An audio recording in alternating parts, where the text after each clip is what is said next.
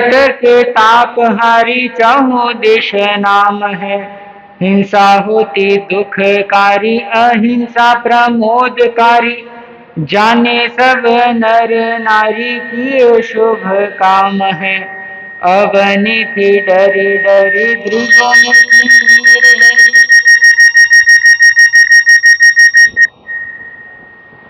आपके आने से प्रभु बनी सुख धाम है। अमृत करुणाधार हरा धरती का भार। ऐसे वीर चरणों में कोटिश प्रणाम है। ऐसे वीर चरणों में कोटिश प्रणाम है। नाम जिनवर का सुखकारी, जपो नित जग के नर नारी। मिटे दुख सबका तो भारी, तीर्थपति अंतिम जो आए। उन्हीं की गाथा हम गाए, वीर गुण गाओ। मिलकर आज वीर गुण गाओ। विश्व ज्योति, करुणा के अवतार, अहिंसा के प्रणेता, अनेकांतवाद के प्रदाता, शासनपति श्रमण भगवान महावीर स्वामी की सदाकाल जय हो, विजय हो। मेरी अनंत अनंत आस्था के आराध्य देव पूज्य रघुपति बुद्ध मुक्ता मिश्री रूप सुकन अमृत गुरुवर के पावन चरण में नमन वंदन अभिनंदन। श्रमण संघ की यशस्वी आचार्य परंपरा को पूज्य आत्मानंद देवेंद्र शिव महेंद्र के पावन चरण कमल में कोटि कोटि नमन वंदन अभिनंदन। उपस्थित धर्मानुरागी बंधुओं, सुश्रावक एवं सुश्राविकाएं, महावीर की यात्रा को आप प्रतिदिन अल्प समय के साथ श्रवण कर रहे हैं। हालांकि प्रवचन का समय 1 घंटे से ऊपर होता है, परंतु अपनी जो महावीर यात्रा चल रही है उसको सुनाने के लिए बहुत अल्प समय उपलब्ध हो पाता है। परंतु अल्प समय में भी प्रभु महावीर के जीवन चरित्र को सारभूत समझ करके आप सभी अपने जीवन में महावीर प्रभु के पावन सिद्धांतों को उतारने का प्रयास कर रहे हैं। अब तक आपने जाना कि जो चरम तीर्थंकर बनने वाले हैं, 3 लोकों को 5 महाव्रत 12 अनुव्रतों की शिक्षा देने वाले हैं, उनके जीवन में दुविधा खड़ी हो गई है। दुविधा ऐसी कि एक तरफ तो माता पिता की आज्ञा है और दूसरी तरफ स्वयं की आत्मसिद्धि का लक्ष्य है। माता पिता कह रहे हैं कि पुत्र तुम शादी करो, विवाह करो, गृहस्थी बसाओ, पर स्वयं की आत्मा कह रही है कि तुम कर्म काटने का उपक्रम करो। महावीर की आत्मा थी, जगत को शिक्षा देने का उन्होंने कार्य शुरू किया। उन्होंने सोचा कि आत्मसिद्धि तो मुझे करना है, ये मेरा व्यक्तिगत प्रश्न है, परंतु व्यवहारिक जीवन में अगर मैं माता पिता की आज्ञा को नहीं मानूंगा तो फ्यूचर के अंदर धर्म की आज्ञा को कैसे मान पाऊंगा। जो पहले माता पिता के जीवन को खुश नहीं कर पाया, वो जगत के जीवों को कैसे खुश कर पाएगा। जो पहले अपने परिवार को संतुष्ट नहीं कर पाया, वो अपने पास जिज्ञासुओं को कैसे संतुष्ट कर पाएगा। इसी ईहापोह में चलते हुए उन्होंने हाथ जोड़ करके भविष्य को नतमस्तक करते हुए आने वाले कर्मों को उन्होंने क्या किया, स्वीकार किया। माता पिता की जो आज्ञा थी उस आज्ञा में स्वयं की स्वीकृति प्रदान की। माँ बड़ी खुश हुई कि मेरे बेटे का विवाह होगा, घर में नई बहू आएगी, चारों तरफ हंसी खुशी और रौनक का क्या चलेगा, वातावरण चलेगा। उसी समय राज दरबार के अंदर महाराज समरवीर प्रस्तुत होते हैं अपने सेनापति, सामंत, राज दरबारियों के साथ, और महाराज सिद्धार्थ से निवेदन करते हैं कि महाराज, मेरी पुत्री सर्वगुण संपन्न है, आप उसका विवाह अपने छोटे पुत्र महावीर वर्धमान के साथ क्या कीजिए, संपन्न कीजिए। महाराज सिद्धार्थ ने सोचा कि घर आई हुई लक्ष्मी को कभी भी ठुकराना नहीं चाहिए। उन्होंने दोनों हाथों को जोड़ते हुए उस कन्या को क्या किया, स्वीकार किया, और अपने राजकुमार वर्धमान के साथ उसका क्या है, बड़े ही हर्ष उल्लास के साथ क्या है, विवाह का कार्यक्रम संपन्न करवाया जाता है। इस घटना से एक शिक्षा हमें मिलती है। व्यवहारिक जीवन में गृहस्थ धर्म को एक कर्तव्य के रूप में माना गया है। जिंदगी के अंदर या तो व्यक्ति संन्यास के पद को धारण करे या फिर गृहस्थ के धर्म के अंदर रहते हुए शिखरों को प्राप्त करे, या इस तीर या उस तीर की ओर अपने कदमों को आगे बढ़ाए, न कि बीच का जीवन जिए। गृहस्थ जीवन में अधिकांश विवाह का जब काम पड़ता है तो गृहस्थ लोग अपने पुत्र या अपनी पुत्री के विवाह के लिए नाना प्रकार के प्रयास, नाना प्रकार के उपक्रम करते हैं, और उस उपक्रमों के चलते हुए कई सारे युवक युवतियों का विवाह ही नहीं हो पाता है। कई घरों में 30-30 साल, 35-35 साल के कवारे लड़का और लड़कियां क्या है, विद्यमान है। बहुत अच्छे की तलाश में बहुत अच्छी चीजों को हम क्या कर देते हैं, छोड़ देते हैं, पीछे कर देते हैं। जैसे एक फूलों का बगीचा है या एक दुकानदार की दुकान है। दुकानदार क्या करता है, जो सबसे अच्छी चीज हो, जो सबसे आकर्षक चीज हो, उसको क्या करता है, सबसे बाहर प्रदर्शन के लिए रखता है, सबसे आगे की पंक्ति में रखता है। उससे कम बिकने वाला माल पीछे, उससे भी कम बिकने वाला माल पीछे की ओर रखता है। वैसे ही फूलों के बगीचे में भी जो सबसे ज्यादा आकर्षक हो, सबसे ज्यादा सुगंध देने वाला हो, सबसे ज्यादा मनमोहक हो, वो फूलों के गुच्छे क्या होते हैं, आगे होते हैं, और पीछे पीछे क्या होते हैं, निम्न से निम्न स्तर के फूल होते हैं। लोगों की मानसिकता बहुत अच्छे की तलाश में होती है, और बहुत अच्छा पाने के पीछे बहुत अच्छा हम छोड़ देते हैं। एक व्यक्ति उस बगीचे में गया अच्छे फूल की तलाश में। शुरू के फूल तो उसे अच्छे लगे, परंतु वो इस आशा में था कि आगे और अच्छे फूल रहे होंगे। आगे बढ़ा, कुछ फूल नजर आए, ठीक ठीक लगे, और आगे गया, सोचा अब तो अच्छे फूल दिखेंगे, पर अब तो क्या है, और भी खराब फूल नजर आने लगे। और आगे गया तो एकदम गला सड़ा हुआ फूल क्या है, उसे नजर आने लगा। यह एक रूपक है, परंतु व्यवहारिक जीवन के लिए एक शिक्षा मात्र है। 20-22 साल की उम्र में विवाह करने की उम्र होती है। आप कैरियर के चक्कर में, पैरों पर खड़े होने के चक्कर में, पैसा कमाने के चक्कर में 30, 32, 35 साल के उम्र का अपना लड़का और लड़की कर देते हो। अब बताओ, 30 साल, 35 साल की उम्र में आपको अच्छा फूल मिलेगा या सड़ा हुआ फूल मिलेगा? यह आप व्यवहारिक रूप से जानते हैं, समझते हैं। गृहस्थ जीवन को आप हमारे से ज्यादा वाकिफ जानते हैं, परंतु वर्तमान का जो ट्रेंड चल रहा है, इस ट्रेंड के चलते हुए बहुत सा नुकसान समाज को ही प्राप्त हो रहा है।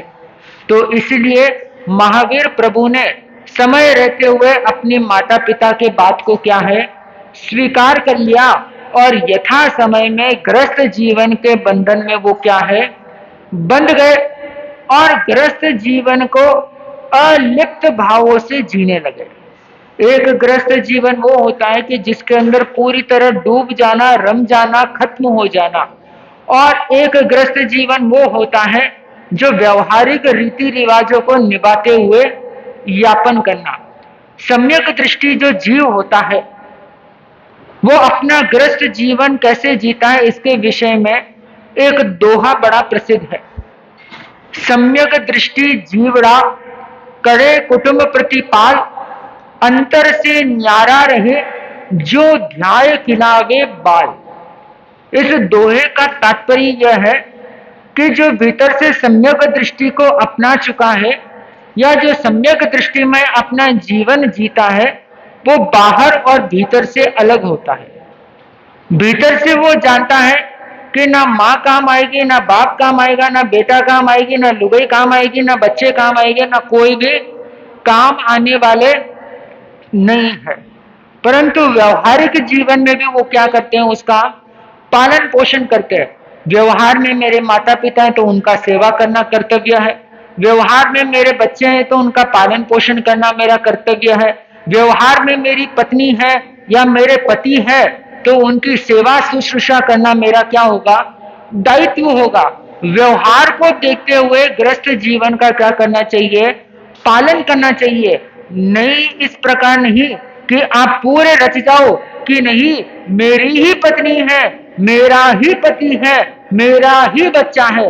जो मेरापन का अटैचमेंट जहां पर आ जाएगा वहीं पर आपका दर्शन क्या हो जाएगा, खत्म हो जाएगा। वहीं पर आपकी विचारधाराएं खत्म हो जाएगी और वहीं पर आपकी चढ़ती हुई आत्मा नीचे क्या हो जाएगी, गिर जाएगी। इसलिए सम्यक दृष्टि जो जीव होता है, जिस प्रकार कोई भी धाय माता होती है तो किसी भी बालक को पूर्ण तल्लीनता के साथ ध्यान तो देती है, परंतु एक चीज हमेशा मन मानस में रखती है कि ये मेरा अपना खून नहीं है, यह मेरा अंगजात पुत्र नहीं है, बल्कि मैं क्या कर रही हूं, धन के साथ व्यवहारिक रूप से इसका पालन पोषण कर रही हूं। वैसे ही सम्यक दृष्टि जीव को भीतर से अलग रहते हुए बाहर लौकिक जीवन को मानते हुए अपनाते हुए एक कर्तव्य के समान ग्रस्त जीवन का क्या करना चाहिए, पालन पोषण करना चाहिए। ऐसे नहीं कि पूरी की तरह पूरी आप लिप्त हो जाए और स्वयं की आत्मा को क्या कर देवे, खत्म कर देवे। एक प्रकार से ग्रस्त जीवन में एक नियामकता और एक मापदंड होना क्या कहलाता है, बड़ा ही आवश्यक कहलाता है। वरना कई व्यक्ति ऐसे हैं जिनकी आंखें बहुत उम्र बीत जाने के बाद में क्या है, खुलती है। कई ऐसे व्यक्तियों से मैं परिचित हूं जिनकी आंखें 70 साल 75 साल की उम्र में जाकर के क्या है, खुलती है। और कई ऐसे व्यक्तियों को अनुमोदन भी करना चाहिए कि वो 70 और 75 साल की उम्र में जाकर के कठोर कदम उठाने का क्या कर लेते हैं, वो साहस कर लेते हैं। एक ढंग से देखे तो विदेशी लोगों का जो जीवन जीने का तरीका है वो बहुत ही श्रेष्ठ तरीका है। कैसे, 18 साल का उम्र होते ही चाहे लड़का हो या लड़की हो उन्हें क्या कर दिया जाता है, स्वतंत्र कर दिया जाता है कि तुम कमाओ, तुम खाओ, तुम ही अपना जीवन गुजर बसर करो। यानी माँ बाप के प्रति उनका क्या नहीं होता है, कोई लगाव नहीं होता है, कोई अटैचमेंट नहीं, कोई कनेक्शन नहीं, और माँ बाप को भी कोई बच्चों की टेंशन नहीं होती है। वो भी अपने हाल में खुश और ये भी अपने हाल में खुश। वरना आज के हमारे भारतीय संस्कृति में देखो 90 वर्ष का बूढ़ा भी हो जाएगा तो भी लाठी लेकर के दुकान में जाएगा कि 4 पैसा कमाओ तो हमारे पोतारे काम आए, 4 पैसा कमाऊंगा तो मेरे पड़ पोते लड़ पोते के लिए काम आएगा। अरे खुद की जिंदगी का ठिकाना नहीं और आप उसके लिए अपना जीवन बर्बाद कर रहे हो जो अपना स्वयं करने में क्या कहलाएगा, सामर्थ्यवान कहलाएगा। अलिप्त भाव कैसे जीना चाहिए इसके विषय में एक मार्मिक उदाहरण है। एक व्यक्ति था,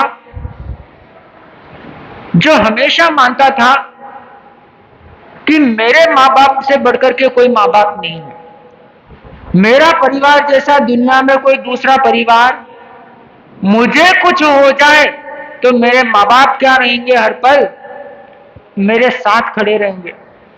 उसके साथ उसका जो मित्र था वो जैन धर्म दर्शन को मानने वाला था। वो उसे हमेशा समझाता था कि देख, ये ग्रस्त जीवन है और ये संसार किसी का भी सगा नहीं है। ये समय आने पर धोखा देने में हमेशा क्या रहता है, माहिर रहता है।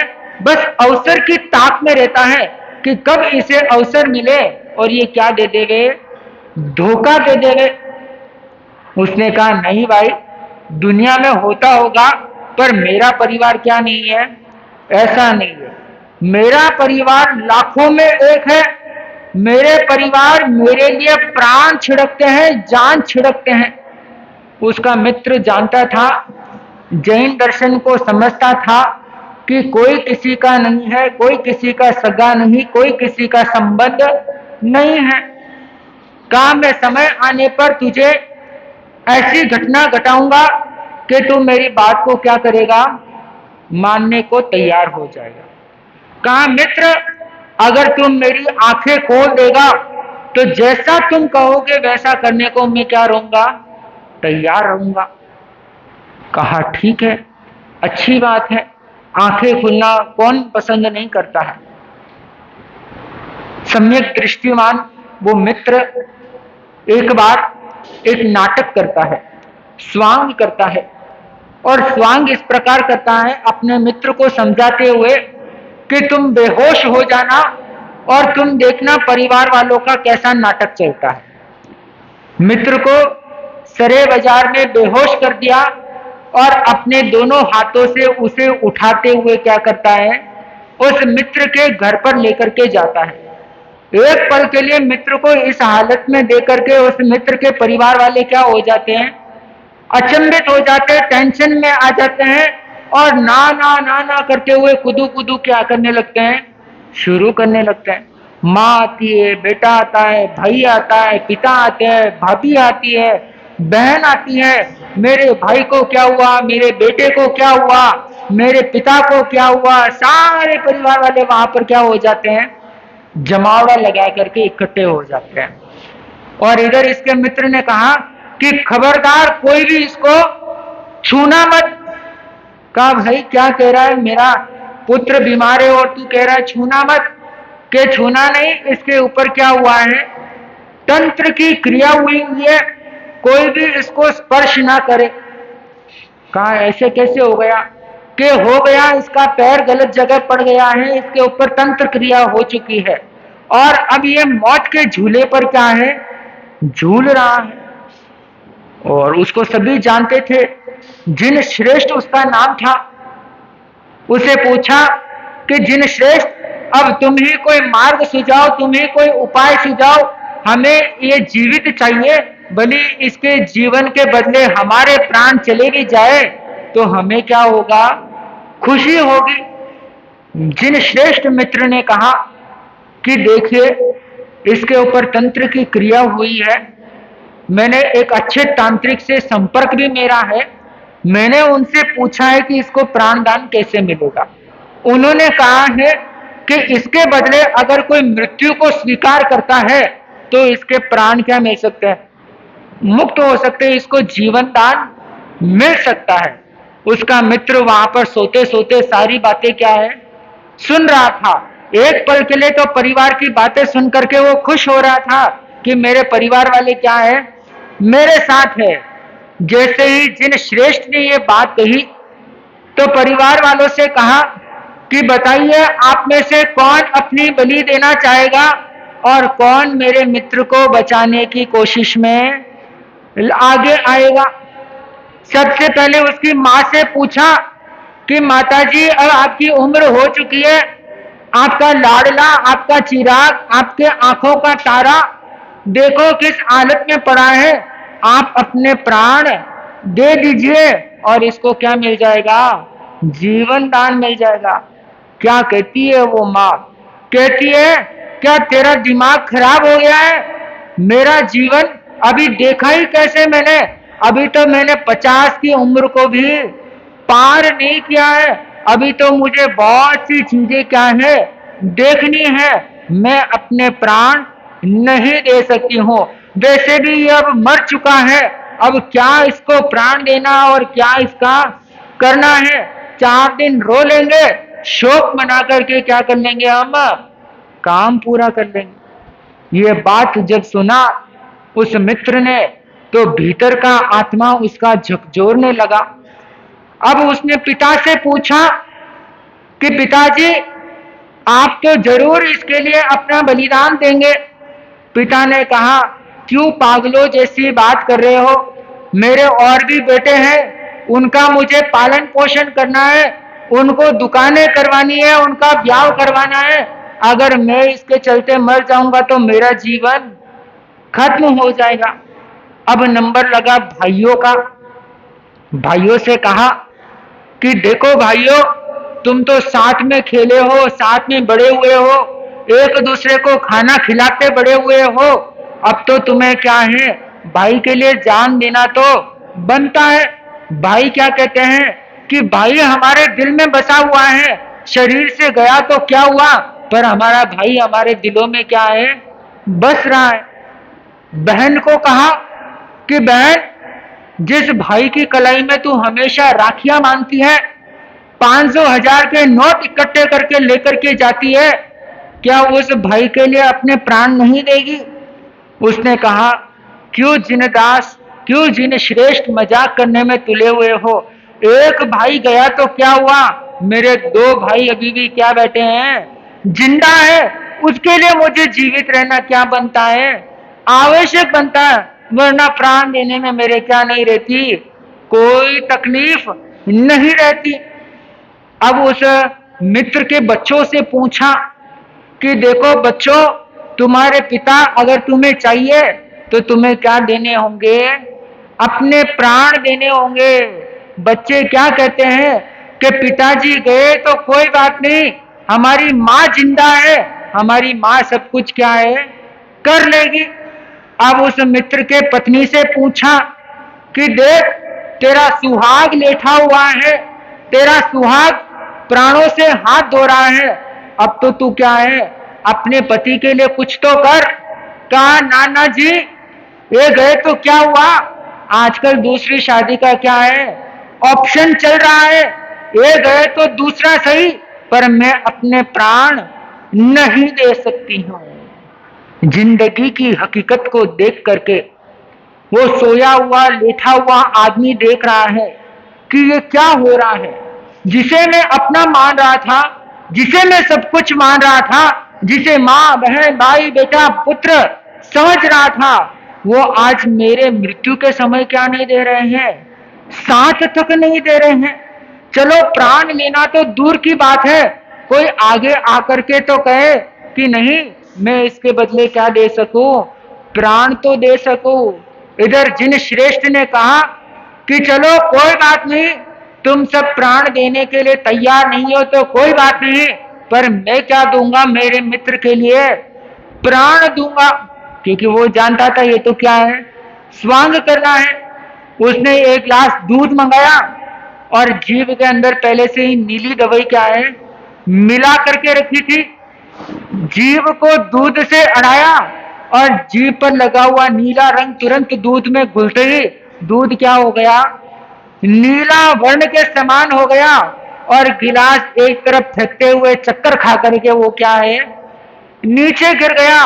और इधर उसका मित्र क्या होता है, उस मृत्यु की शैया से उठ करके खड़ा होता है और अपने मित्र को उठा करके कहता है कि मित्र, तुमने मेरी आंखें खोल दी है, उठो, अब जैसा तुम कहोगे वैसा करने के लिए मैं क्या हूं, तैयार हूं। अब मुझे इस दुनिया की चकाचौंध, दुनिया की ये रिश्ते नाते मुझे क्या है, लुभावने नहीं लगते हैं। मित्र उसे लेकर के गया, श्रावक जीवन में उसे उतारा और उसकी आत्मा को कल्याण के मार्ग पर क्या कर दिया, अग्रसर कर दिया। इसको क्या कहते हैं, अलिप्त भावों के साथ जीवन यापन करना। और आप गृहस्थ जीवन कैसे जीते हो? पूरा अटैचमेंट, फेविकोल की शीशा खत्म कर करके चिपकाया कैसे हो आपका जीवन, उस तरह से ग्रस्त के जीवन को जीते हो। आप आपकी मर्जी से 5 दिन भी घर से बाहर नहीं निकल सकते हो। निकल सकते हो? 5 दिन के लिए भी अगर घर से बाहर निकलना है तो 10 जनों की आपको क्या लेनी पड़ेगी? परमिशन लेनी पड़ेगी। आप गृहस्थ के झूले में इतना झूलते हैं कि स्वयं के जीवन का कोई भी अता पता नहीं होता है। महावीर प्रभु गृहस्थ के जीवन में रहते हुए भी अलिप्त भावों से जी रहे थे। पत्नी है, माँ है, पिता है, सब कुछ है, परंतु किसी के साथ क्या नहीं है? अटैचमेंट नहीं है। कालांतर में महावीर प्रभु को अपनी पत्नी के संयोग से एक पुत्री की क्या होती है? प्राप्ति होती है, जिसका समय आने पर प्रिय दर्शना क्या पड़ जाता है? नाम पड़ जाता है। देखो आजकल कई सारी बहनें क्या करती है, मुझे तो पोता ही चाहिए, मुझे तो लड़का ही चाहिए। महावीर प्रभु को भी क्या प्राप्त होती है? बेटी प्राप्त होती है। जिसके किस्मत में बेटियां लिखी हुई होती है, उसी के झोली में क्या मिलती है? पुत्री प्राप्त होती है। और महावीर प्रभु अपने ग्रस्त जीवन का अनासक्त भाव के साथ क्या कर रहे हैं? यापन कर रहे हैं। धीरे धीरे 28 वर्ष की अवस्था में वो क्या है? पहुंच जाते हैं। इधर उनके माता पिता महाराज सिद्धार्थ और महारानी त्रिशला जो जीवन के आखिरी पड़ाव में क्या हो गए? पहुंच गए। शरीर साथ नहीं दे रहा है, शरीर में कमजोरी आ गई और पुत्र वर्तमान में माता पिता के निकट समय को जान करके उनको क्या करवाते हैं? संथारा करवाते हैं। और 15 दिन का संथारा पूर्ण करके उनके माता पिता क्या होते हैं? संसार से विदा होकर के देवलोक के अंदर वो जाते हैं। इसके पीछे का एक और कारण है कि वो भगवान पार्श्वनाथ परंपरा के क्या थे? श्रावक और श्राविका थे। 12 व्रतों को पालन करने वाले थे।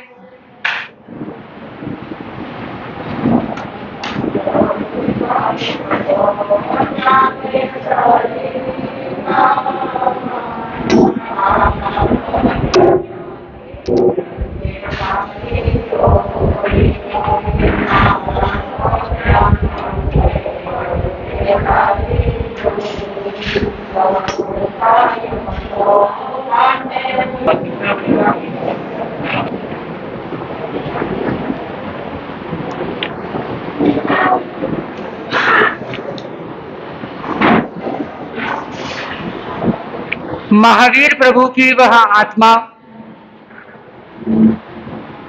माता पिता के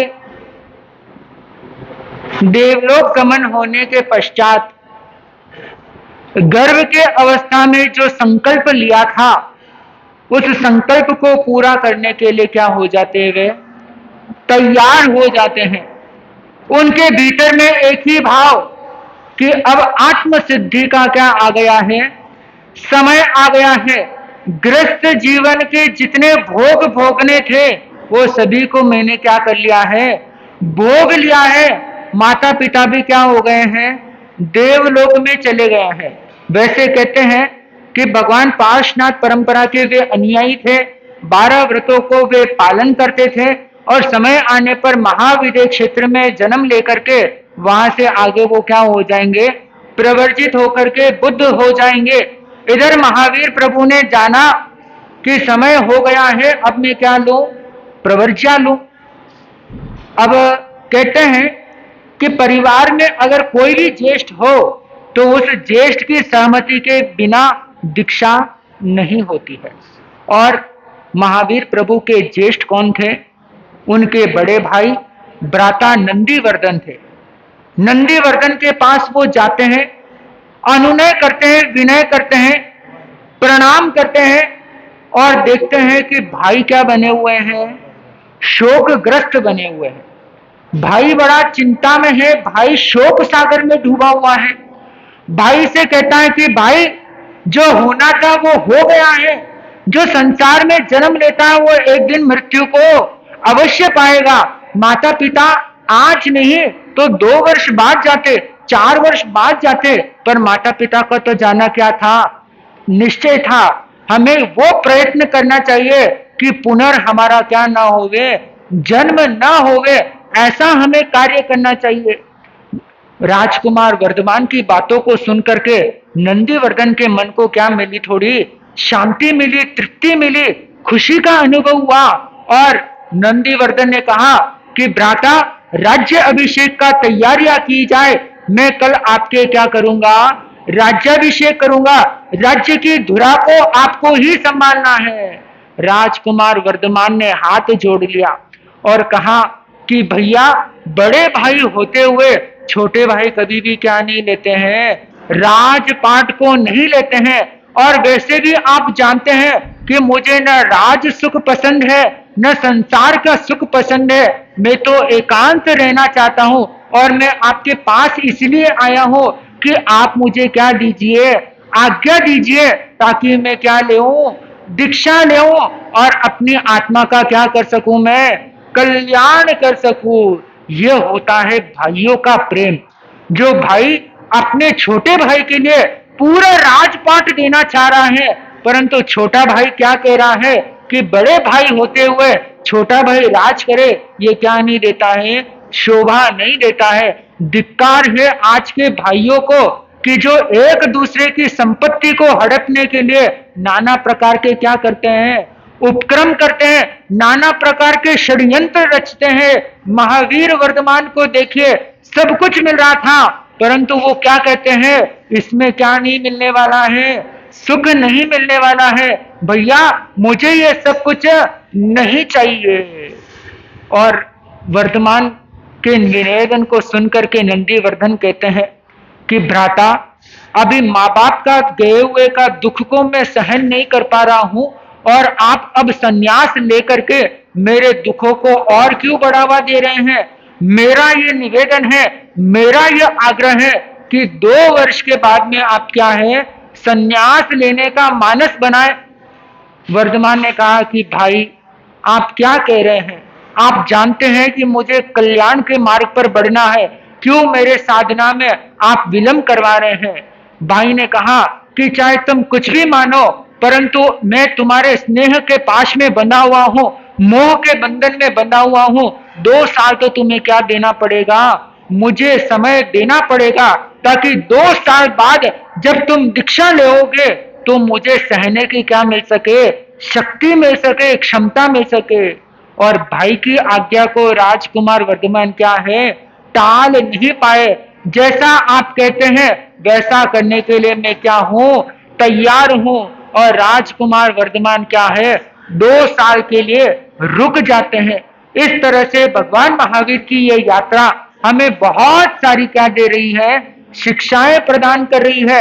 नाना प्रकार के उपदेश हमें क्या है, भगवान महावीर के जीवन की घटनाओं से प्राप्त हो रहे हैं। आज हमारी धर्म सभा में 2 महीने के बाद में कहते हैं ना कि जब छक्का लगता है तो खुशी क्या मिलती है, डबल मिलती है। तो 2 महीने बीत जाने के बाद में आज हमारे बीच में तपस्या के क्या हो रहा है, बहुत बड़ा पचखान हो रहा है। 41 उपवास की तपस्या के प्रत्याख्यान यहाँ पर होने जा रहे हैं। यह संघ का पुण्य का अभ्युदय है, धर्म का अभ्युदय है कि उदयपुर के इस शहर में क्या हुई है, इतनी बड़ी तपश्चर्या हुई है। 41 उपवास, कल्पना कीजिए 41 डेज खाली पानी के आधार पर जीना। एक दिन का उपवास भी हम करते हैं, सर दर्द, कमर दर्द, हाथ दर्द, पेट दर्द, नाना प्रकार की समस्याएं क्या हो जाती है। परंतु धन्य है सिंघवी साहब को, जिन्होंने 41 दिन तक क्या किया है, कठोर तपश्चर्या करके महावीर प्रभु की वाणी को, महावीर प्रभु के तपस्या की परंपरा को क्या किया है, उन्होंने आगे से आगे बढ़ाने का सार्थक उपक्रम किया है। अब देखिए, भाई सुरेश जी ने तो 41 की तपस्या कर ली, आप लोग क्या करेंगे, आप लोग क्या करेंगे, अनुमोदना करनी है। और अनुमोदना कैसे करेंगे, कैसे करेंगे अनुमोदना, खाली माला पहनाने से तो काम चलेगा नहीं, खाली सीख देने से काम तो चलेगा नहीं। ये धर्म का काम है, धर्म का काम तो धर्म से ही संपन्न होगा। 41 उपवास उन्होंने की है, तो कम से कम 41 सामायिक का क्या लेवे आप, पचखान लेवे कि दीपावली कार्तिक पूर्णिमा से पहले पहले हम क्या करेंगे, भाई सुरेश जी की तपस्या की अनुमोदना के उपलक्ष्य में 41 सामायिक करके क्या करेंगे, हम उनके तपस्या में हम भी क्या निभाएंगे, साथ निभाएंगे। बोलो तैयार हो? बिल्कुल, ये होती है एक प्रेरणा। और उदयपुर वालों को मैं व्यक्तिगत रूप से अनुमोदना देना चाहूंगा, क्योंकि आप लोगों को हम कुछ भी कह देवे, कुछ भी सुना देवे, उसको आप करने का क्या बनाए रखते हो, लक्ष्य और मानस बनाए रखते हो। तो बहुत बहुत साधुवाद। भाई सुरेश जी की तपस्या की भी हम अनुमोदना, और श्रावक और श्राविकाओं को भी हम अनुमोदित करेंगे कि वो उनकी अनुमोदना में क्या होंगे, शामिल होंगे। इसी के साथ बोलिए श्रवण भगवान महा स्वामी की।